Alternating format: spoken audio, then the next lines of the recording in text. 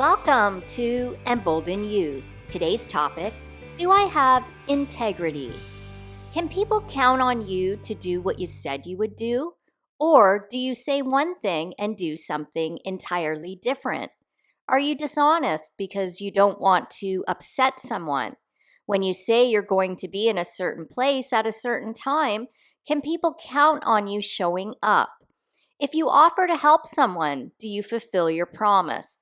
The Bible is clear about your yes being yes and your no being no.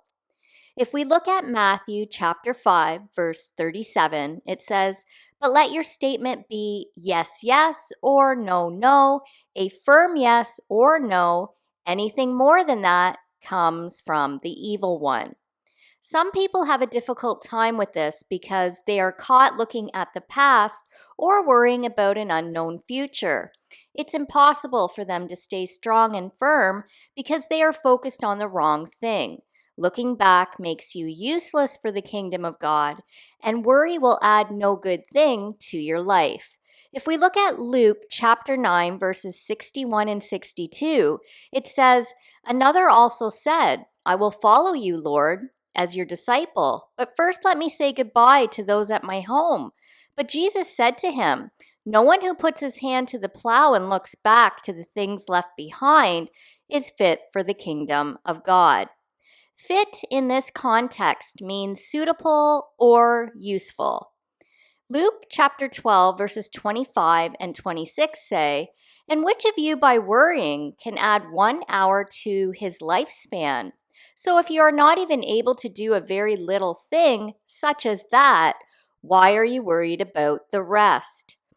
Worry has punishment attached to it, which means a person who is in constant fear lacks the love of God. When you know that you are loved by God, it's much easier to be stable and live a life with integrity because your soul will not be tormented. If we look at 1 John chapter 4, verse 18, it says, "There is no fear in love. Dread does not exist. But perfect, complete, full-grown love drives out fear, because fear involves the expectation of divine punishment. So the one who is afraid of God's judgment is not perfected in love, has not grown into a sufficient understanding of God's love." Faithfulness also has to do with honesty. So if you're going to be a person who has integrity, you are going to need to be honest. A committed person will definitely be true and genuine. If we look at Luke chapter 16, verse 10, it says, "He who is faithful in a very little thing is also faithful in much, and he who is dishonest in a very little thing is also dishonest in much." We need to learn to be trusted in the little things and have faithfulness and honor. Then we are trusted with the bigger things. All right, let's recap and go over what we learned today. Number 1, say what you mean and mean what you say.